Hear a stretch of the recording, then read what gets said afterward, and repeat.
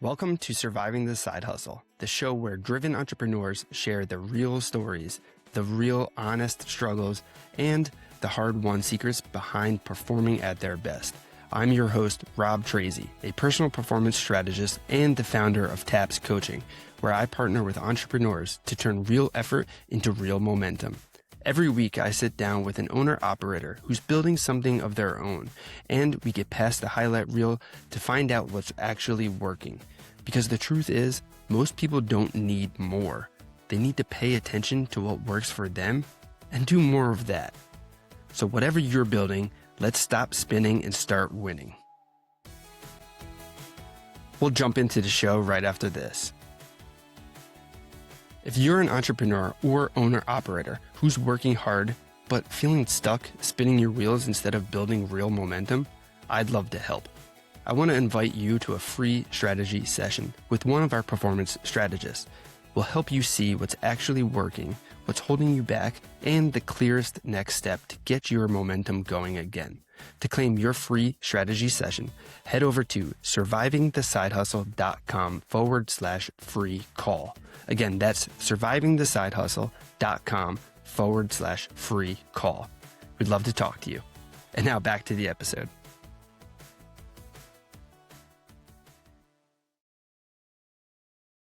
What's going on, and welcome back to another Friday recap episode of Surviving the Side Hustle. And today I want to take a few minutes to sit with the conversation I had with Anthony Cutno. So in case you haven't heard the whole guest interview, I highly recommend going back and checking it out because Anthony is a pretty interesting fellow.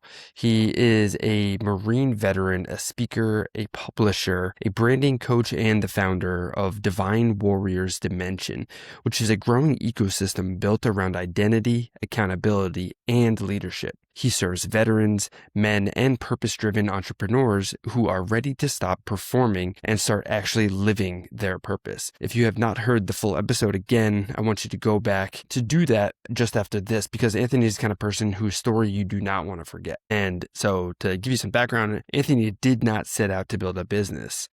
He'll actually tell you that himself. He wanted to retire, be with his family, and be done with most of life's stressors, right? But life had other plans for him. And it started one night outside of his dad's house. He was hanging out, ended up talking to God, venting, questioning everything. And then, almost within minutes, his sergeant major called. That call connected him to a writing coach named Dr. Oliver Reed, and eventually led him to a He-Man speaking event in College Park, Georgia. Anthony showed up alone, didn't know anyone, sat in the audience and just watched.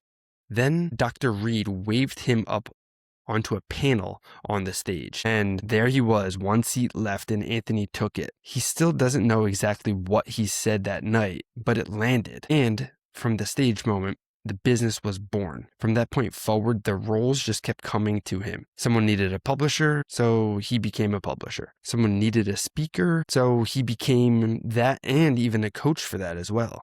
Someone needed branding help, he showed up for that as well. Business grew organically, almost spiritually, and it was shaped by every person and every need that found his way to him. And here is what makes Anthony's story genuinely stop you in your tracks. The majority of his time in business, he has been homeless. He went from his dad's place to the streets, to a friend's couch, to Dallas, and eventually to California. He survived being shot and stabbed, and survived many traumatic events that he didn't even remember until his cousin reminded him about. He deals with seizures regularly, including during conversations. He has brain damage that affects his whole body. He stutters sometimes, except somehow when he's speaking on stage or recording an interview, the stutter tends to disappear. And he did not even plan the business. He planned a quiet life and instead was handed a purpose that he couldn't put down. And through all of it, the business kept moving. The message kept growing, and Anthony kept showing up. And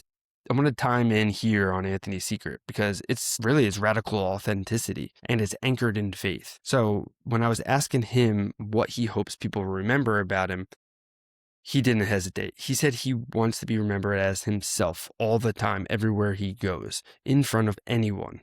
kings, queens, presidents, it doesn't matter. That is it. And the whole thing too. And he's not performing a version of himself that he thinks people want to see. And what makes him even more remarkable is the context behind it. He's smiling while in pain. He's speaking while having seizures. He's building while being homeless. The authenticity is not a branding strategy. It is the only way that he knows how to survive. Faith and self-honesty are the two things he refused to let go, even when everything else was stripped away. And what Anthony is doing maps directly into the prime performance process. And it hits several principles at once. The most obvious one is resilience. Anthony is the definition of it, not the motivational poster version. Hey, what's up? Sorry for the interruption. It's Rob. One quick thing before we keep going. If you're feeling stuck or like you've lost the momentum that you used to have, here's a simple, free first step. Take the assessment at gettheprime.com. In just a few minutes, it'll show you exactly where you're leaking momentum so you can get that ball rolling again with the Prime app. It's completely free. So if you're new here, this is the best place to start. Go ahead to gettheprime.com and take the free assessment. All right, let's get back into it. The real version, where you keep functioning, you keep building, you keep serving, even when your body is working against you and your circumstances are working against you as well. But I also want to name clarity here too, because this prime principle, that is the one that people often miss when they hear a story like Anthony's. Clarity is about knowing who you are before you try to build anything, and Anthony had it locked in. He was not confused about his values, his voice, or his direction, even when his address changed every few months. And that is the through line in the prime performance process. Awareness before action is what creates the momentum. Anthony did not build Divine Warriors Dimension by having a perfect plan.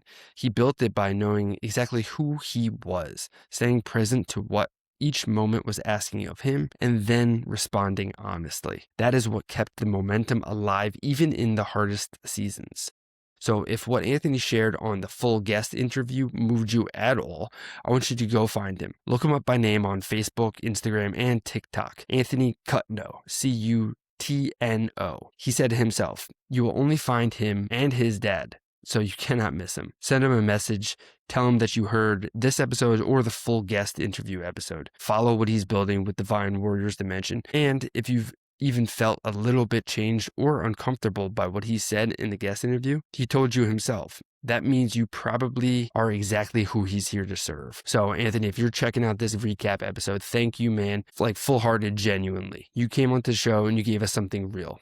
Not a performance, no polish, just your story and your purpose. And that is exactly what the show is built for. For everyone listening, here's the one thing I want you to sit with today going into the weekend. You do not need perfect conditions to build something meaningful. Anthony built a business, a publishing house, a speaker coaching practice, and a community leadership model, all while navigating homelessness, health crises, and a life that kept throwing curveball after curveball. The common thread was not circumstances, it was character. That is worth thinking about.